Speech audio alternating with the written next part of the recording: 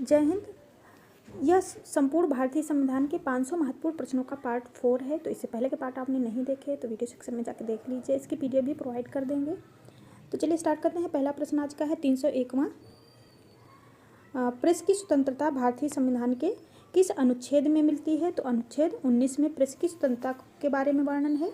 तो कुल 6 प्रकार की स्वतंत्रताएं दी गई हैं अनुच्छेद 19 में। अनुच्छेद 19A में प्रेस की स्वतंत्रता है और 5 अन्य स्वतंत्रताएं कौन सी हैं? जैसे बोलने की स्वतंत्रता हो गई, शांतिपूर्वक बिना हथियारों के एकत्रित होने और सभा करने की स्वतंत्रता, संघ बनाने की स्वतंत्रता, देश के किसी भी क्षेत्र में आवागमन की स्वतंत्रता, देश के किसी भी क्षेत्र में निवास करने या बसने की स्वतंत्रता, कोई भी व्यापार या जीविका चलाने की स्वतंत्रता। तो ये 6 प्रकार की स्वतंत्रताएं अनुच्छेद 19 में दी गई हैं। भारतीय संविधान में कितने मौलिक कर्तव्य हैं? तो मौलिक कर्तव्य कुल 11 बताए गए हैं। भारतीय संविधान में कौन कौन से हैं? भारतीय संविधान का पालन करते हुए राष्ट्रीय ध्वज और राष्ट्रगान का सम्मान करना, स्वतंत्रता संग्राम के सिद्धांतों का पालन करना, भारत की संप्रभुता और अखंडता की रक्षा करना, जब आह्वान किया जाए तो देश की रक्षा करें और राष्ट्रीय कर्तव्य का पालन करें, भाईचारे की भावना रखना, मिश्रित संस्कृति को जीवित रखना, प्राकृतिक पर्यावरण की रक्षा करना, वैज्ञानिक सोच विकसित करना, सार्वजनिक संपत्ति को सुरक्षित रखना, उत्कृष्टता के लिए प्रयास करना। सभी माता पिता और अभिभावकों की जिम्मेदारी है कि वे अपने 6 से 14 साल के बच्चों को स्कूल भेजें। तो ये 11 प्रकार के मौलिक कर्तव्य बताए गए हैं हमारे संविधान में। नेक्स्ट प्रश्न, मौलिक अधिकारों को सुनिश्चित करने की जिम्मेदारी किसको सौंपी गई है? तो उच्च न्यायालय और उच्चतम न्यायालय दोनों को मौलिक अधिकारों को सुनिश्चित करने की जिम्मेदारी है। भारतीय नागरिकों के मौलिक अधिकारों को निलंबित किया जा सकता है। तो राष्ट्रीय आपातकाल के दौरान मौलिक अधिकारों को निलंबित किया जा सकता है। किस अनुच्छेद में समता का अधिकार है?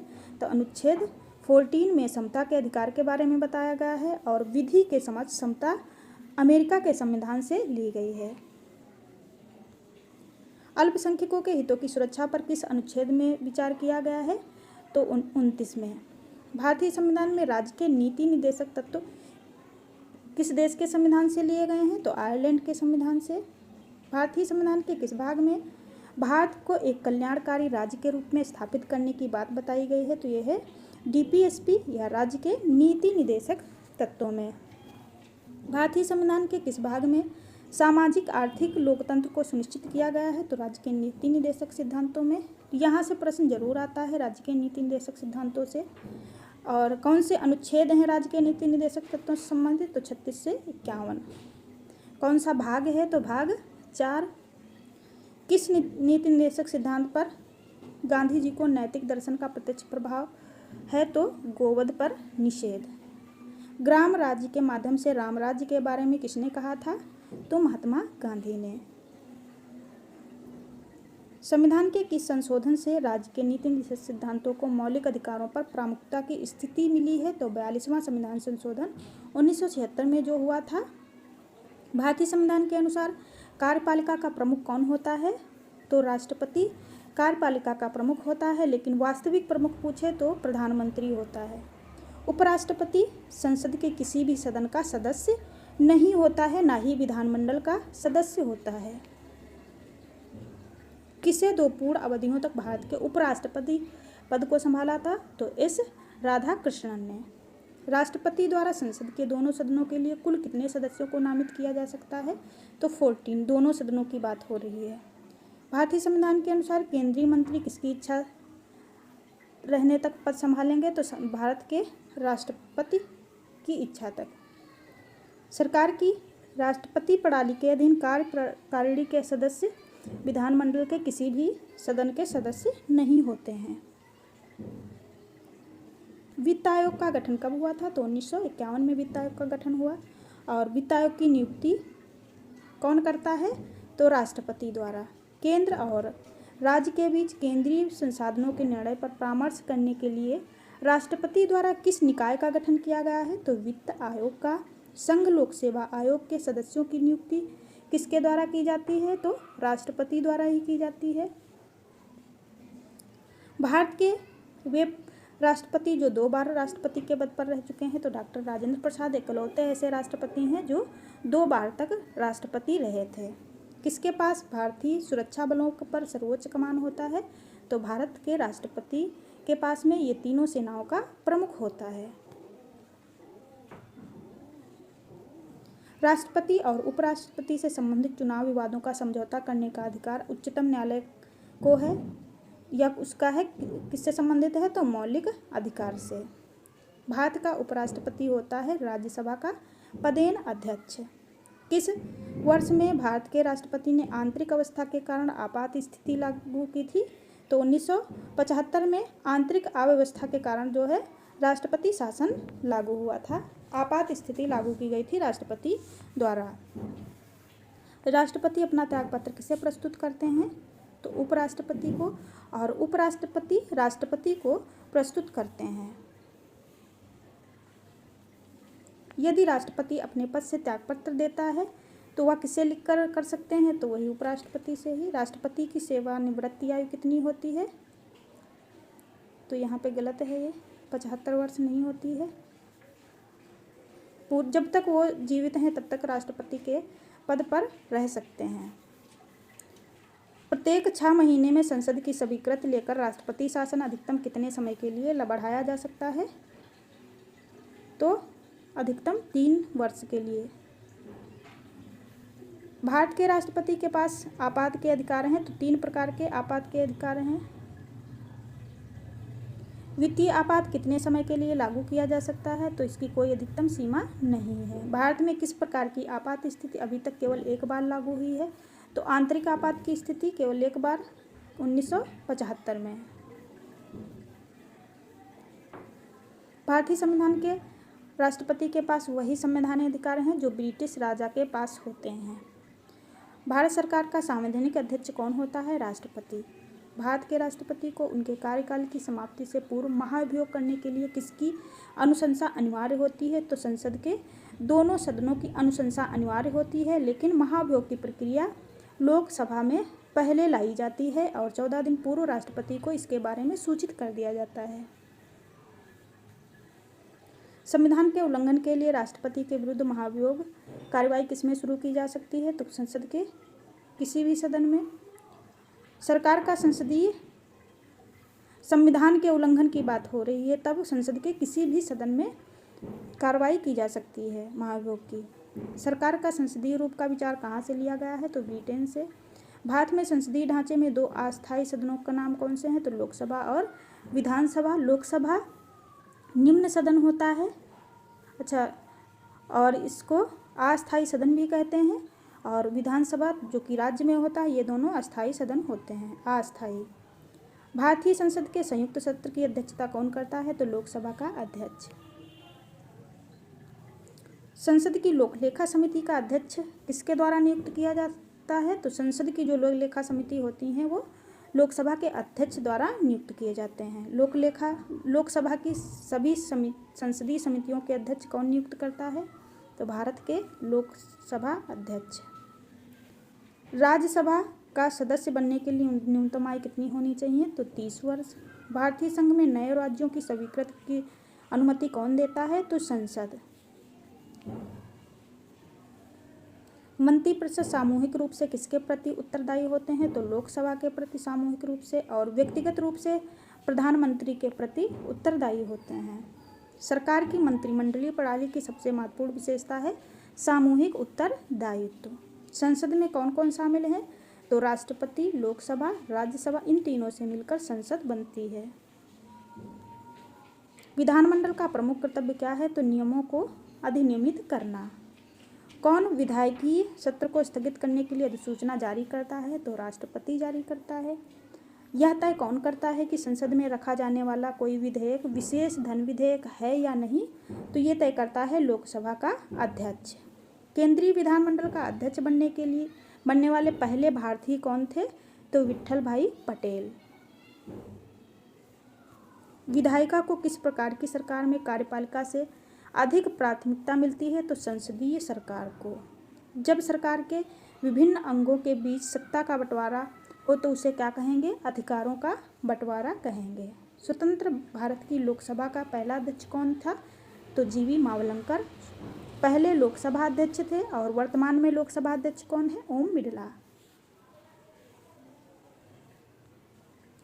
संसद के किसी सदन के दो सत्रों के बीच अंतराल किससे अधिक नहीं होना चाहिए, तो 6 महीने से अधिक नहीं होना चाहिए। केंद्रीय मंत्रिपरिषद के विरुद्ध अविश्वास प्रस्ताव कहाँ प्रस्तुत किया जाता है, तो केंद्रीय मंत्रिपरिषद के विरुद्ध अविश्वास प्रस्ताव केवल लोकसभा में ही प्रस्तुत किया जा सकता है। भारतीय संसद राज्य के किसी विषय पर कानून बनाने के लिए सक्षम है यदि अनुच्छेद 352 के अंतर्गत आपात स्थिति लागू हो और देश के 2 या 2 से अधिक राज्यों की विधानसभाओं द्वारा इसका अनुरोध किया गया हो, तभी जो संसद है वो राज्य के किसी विषय पर कानून बना सकती है। भारतीय संसद की सबसे महत्वपूर्ण विशेषता क्या है, तो इसमें राष्ट्रपति भी शामिल है। ये भारतीय संसद की सबसे महत्वपूर्ण विशेषता है। राज्यसभा का कार्यकाल जो मूल संविधान के अंतर्गत 5 वर्ष का था, 42वां संविधान संशोधन बढ़ाकर कितना कर दिया गया, तो 6 वर्ष। भारतीय संविधान के अधिकांश उपबंधों का संशोधन किया जा सकता है तो अकेले संसद द्वारा ही किया जा सकता है। उच्चतम न्यायालय के न्यायाधीशों के वेतन, पेंशन और भत्तों को कौन तय करता है, तो भारत की संचित निधि वेतन भत्ते तय करती उच्चतम न्यायालय के न्यायाधीशों की। अगर राज्य की बात करें तो उच्च न्यायालय के न्यायाधीशों के वेतन भत्ते कौन तय करता है, तो राज्य की संचित निधि। भारत के महान्यायवादी की नियुक्ति किस अनुच्छेद के अंतर्गत की जाती है, तो अनुच्छेद 76 के अंतर्गत भारत के महान्यायवादी की नियुक्ति की जाती है। गैर धन विधेयक हैं तो 3 संसद के हर सदन में जितने वाचन होते हैं वो गैर धन विधेयक हैं।